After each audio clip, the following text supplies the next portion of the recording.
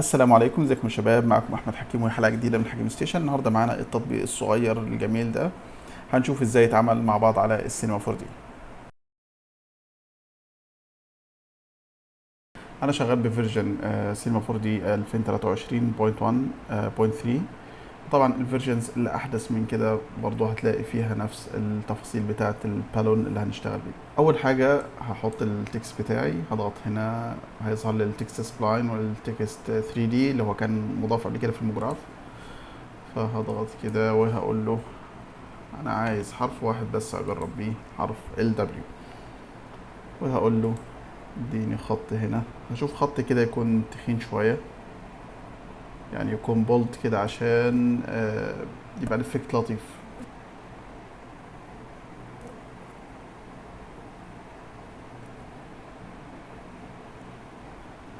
يعني اعتقد الفونت ده كويس، وممكن نخلي الدبث هنا 50، حاجة زي كده. وهروح على الفوليوم بيلدر وانا دايس الت كده عشان تتحط بيرنت للتكست بتاعي، وهي هتظهر بالشكل ده. وهحط اس دي اف سموث. طبعا الفوليوم بيلدر بيحول لك الحاجه زي اديتابل بولي بس بتكنيك الفوليومز، وكنا عاملين دروس قبل كده عن الموديلنج السهل باستخدام الفوليوم بيلدر.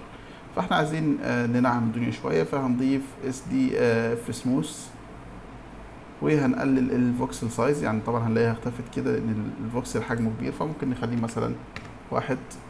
ده بينعم الدنيا معايا.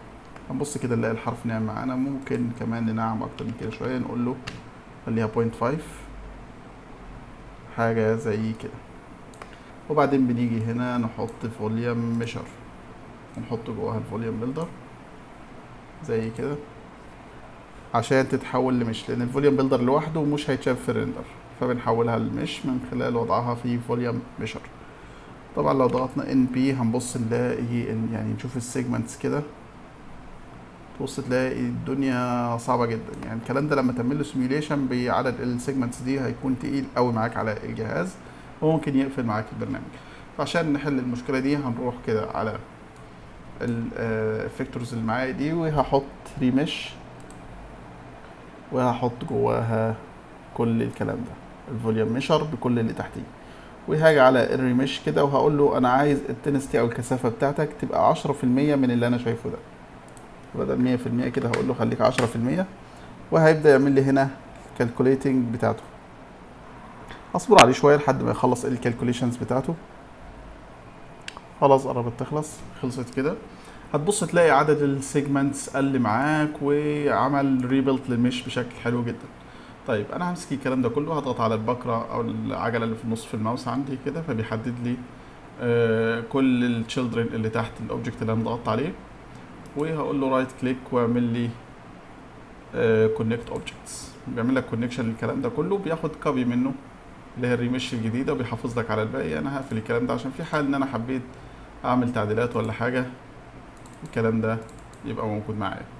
فده اللي انا هشتغل بيه، هسميه كده دبليو، ده اللي انا هشتغل بيه. طيب بعد كده بنروح على ال دبليو دي رايت كليك وسيميوليشن تاجز. ممكن نختار حاجه من الاثنين، يا اما هختار كلوث وهي تحتوي جواها على البالون، يا اما اختار البالون بشكل مباشر. خلينا كده نختار البالون، بس في حال ان الفيرجن عندك ما فيهوش البالون ده، يعني خلينا ندوس كنترول زد، هنعمل كده وسيميوليشن تاجز وهنقول له كلوث. هتبص تلاقي عندك في هنا البالون وهتعمل لها انهبل. اوكي، لكن احنا مش هنعمل الكلام ده، احنا هنختار على طول كده سيميوليشن تاجز والبالون. فهتبص تلاقيها طبعا اتاكتفت على طول لان احنا حاطينها فنزلت باي ديفولت. طيب الاوفر بريشر، الضغط بتاع المجسم بتاعك هو بيتعمل ازاي كلوث، او بيتعمل ازاي بالونه كده، او بيتنفخ من جوه بالبريشر، بالضغط الداخلي. فاتعامل مع الارقام دي بحذر، والارقام دي بتتغير وفقا لحجم المجسم بتاعك. يعني احنا هنا مثلا التكست اللي احنا مختارينه او الحرف اللي احنا مختارينه ده هو الديفولت بيبقى حجم الهايت بتاعه 200. فانت لو قللت بتقلل البريشر معاك، لو جيت تطبق يعني لو حابب تصغر او بتعمل على كلمه فقللت حجمها، فبتلعب برضو في البريشر او في السيتنجز اللي احنا هنعمل فيها دي. لو هتشتغل بنفس الهايت اللي هو 200 فهتطبق بنفس الارقام اللي انا هطبق بيها دي. يعني مثلا الاوفر بريشر هقول له 1.1، والاكسبنشن تايم خليها 10 فريمات، واروح على السيرفيس هنا.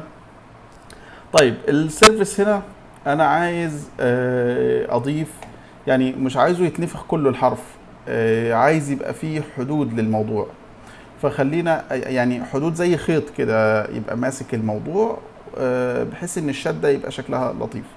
طيب انا همسك كده الحرف وهروح على الادجز، وهمسك يعني هعمل سيم او خيط زي كده، دبل كليك وشيفت ودبل كليك، حددت الكلام ده كله. وهاجي هنا نفس الكلام اعمل سيم برضو، خلينا ناخد ده شيفت ودبل كليك شيفت ودبل كليك مره تانية. فاحنا حددنا الكلام ده كله. ده انا بقول له لما تيجي تنفخ البالون دول يبقوا شادين المجسم لجوه. وهروح على السلكت وهقول له اعمل لي ستور سelection، اعمل لي سelection للكلام ده، وهتظهر معانا الستور سelection في الجزء ده. وهرجع تاني برضو على سيلكت وهقول له اعمل لي فيرتكس ويت من الكلام ده، هي اللي انا هشد بيها. فهقول له set vertex weight، وهقول له خليها 100% والمود set اوكي. برضو هتضاف الفيرتكس ويت معاك هنا. هتبص تلاقي ان المجسم الحاجات اللي احنا كنا محددينها لونها اصفر، واللي مش متحدد لونه احمر. والفيرتكس ماب اتكلمنا عنها في دروس قبل كده. فهنيجي كده نرجع على المجسم، خلينا نطلع كده براه، وهنيجي عند السيميوليشن تاج بتاعنا. وانا جوه السيرفيس خلاص انا كده هنا في البارامترز دي ما لقيتش في حاجه. يعني لو جينا شلنا الكلام ده كده وعملناه من الاول سيميوليشن تاجز وعملناه بالون، طبعا احنا يعني شبه ما لعبناش في حاجه في السيتنجز غير ان احنا ضفنا هنا التاج بتاعنا، وتأكدنا ان هو شغال من البالون هنا، عشان احنا لو ضايفينه ككلوز تاج نتأكد ان دي اكتف. والاوفر بريشر عملناه 1.1، وعملنا الاكسبنشن تايم 10 فريمز. هنرجع كده على السيرفيس ده، عايزين نحط فيه الفيرتكس ماب بتاعتنا هنا في الجزء الخاص بالماب.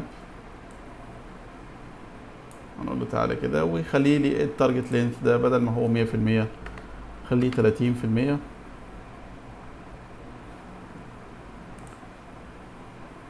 وبعدين هروح على الميكس انيميشن ده، هقول له فعل لي ويد بينز وخلي الانفلونس 2% بس كده، واجرب اعمل بلاي كده اشوف الدنيا. طبعا الاوبجكت بياخد معاك الافكت، لكن بيحصل فيه تهدل او بينزل لتحت بسبب وجود الجاذبيه او الجرافيتي. فاحنا عايزين نعدلها، فبنروح كده من مود بروجكت او كنترول دي، وبنروح على السيميوليشن ومنها سين، وهنروح عند الجرافيتي هنا هنخليها 0، وهنقول له ارجع كده من الاول واعمل لي بلاي.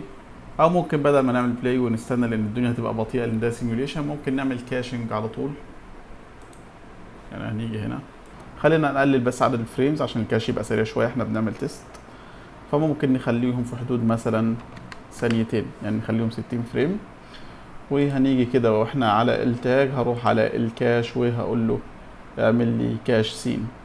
طبعا الكاش ده بيعمل لك كالكوليتنج للانيميشن اللي عندك في المشهد، بحيث ان انت تقدر بعد كده تعمله بلاي او تحرك البلاي هيد وترجعه. الكلام ده في السيميوليشن طبعا ما بيبقاش اكتف من غير ما بتعمل كاشنج، فلازم نعمل كاشنج الاول ونصبر عليه شويه. الكاشنج خلاص خلص معانا تمام كده، نقول له بلاي وهنبص نلاقي الافكت بالشكل اللطيف ده. طبعا الافكت ده ممكن يتطبق على اي حاجه، مش شرط ان هو تكست، يعني ممكن اي اوبجكت معاك مجسم لحيوان كذا وعايز تعمل فيه الافكت اللطيف ده، او مثلا لو مخده بتتنفخ حاجه زي كده وعايز تعمل فيها افكت القماش اللي هي السيم او الخياطه اللي هنا في الجنب دي. الموضوع تطبيقاته كتير، بس ما تنساش زي ما قلت لك البريشر بيختلف معاك مع اختلاف حجم الاوبجكت، عشان ما تجيش تطبق مثلا وتصغر الموديل وتحط نفس قيمه مثلا البريشر اللي احنا حاطينه وتتفاجئ ان المجسم معاك انفجر او حصل تشوه بوظ الدنيا معاك. فلازم توازن بين حته البريشر اللي اتكلمنا عنها في التاج وبين حجم الاوبجكت بتاعك. بس كده يا شباب، ده درس النهارده، اتمنى ان هو كان خفيف ويضيف لك ولو شويه معلومات. لو عجبك المحتوى اللي بقدمه ما تنساش تعمل سبسكرايب في القناه وفعل زر الجرس وشير الحلقه مع اي حد مهتم. كان معاكم احمد حكيم من حكيم ستيشن. تحياتي، السلام عليكم.